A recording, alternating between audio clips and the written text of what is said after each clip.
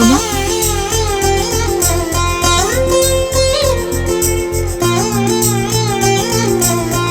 ఇదిగోండి అత్తయ్య నిశ్చితార్థం ఉంగరాలు.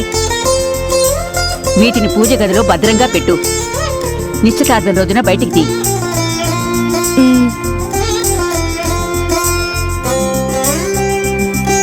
అలాగే నిలబడ్డావేంటి వర్ష? కూర్చో.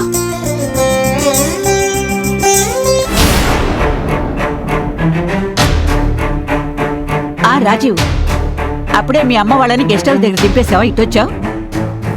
మీకు ఒక ఇంపార్టెంట్ విషయం చెప్పాలి నానమ్మ, అందుకే వచ్చా. ఇంపార్టెంట్ విషయమా? ఏంటి రాజీవ్ అది? అమ్మ నా రౌడీలో నగల కోసం కిడ్నాప్ చేయాలనుకోలేదు. మరి వాళ్ళు వచ్చింది వర్షాన్ని కిడ్నాప్ చేయడానికి.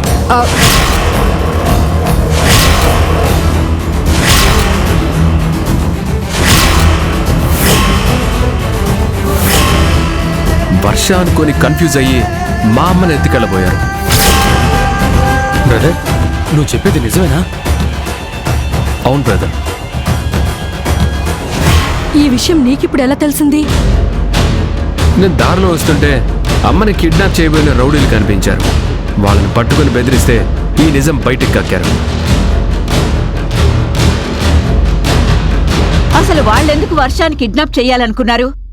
ఎవరో ముక్కోటమ్మ అనే వ్యక్తి వీళ్ళకి డబ్బులిచ్చి వర్షాన్ని ఎత్తుకురమ్మని పురమాయించిందంట.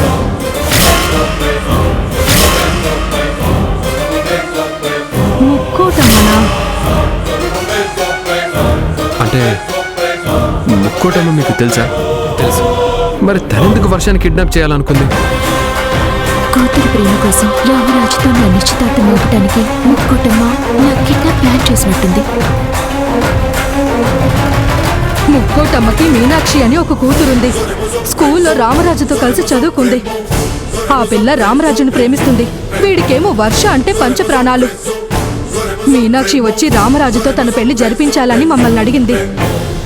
పిల్లల ఇష్టానికి వ్యతిరేకంగా మేము నిర్ణయం తీసుకోలేమని చెప్పాం. నిశ్చితార్థం ఉందని తెలిసి పెళ్లి ఆపడానికి వర్షాన్ని ఎత్తుకెళ్లాలని చూసినట్టున్నారు.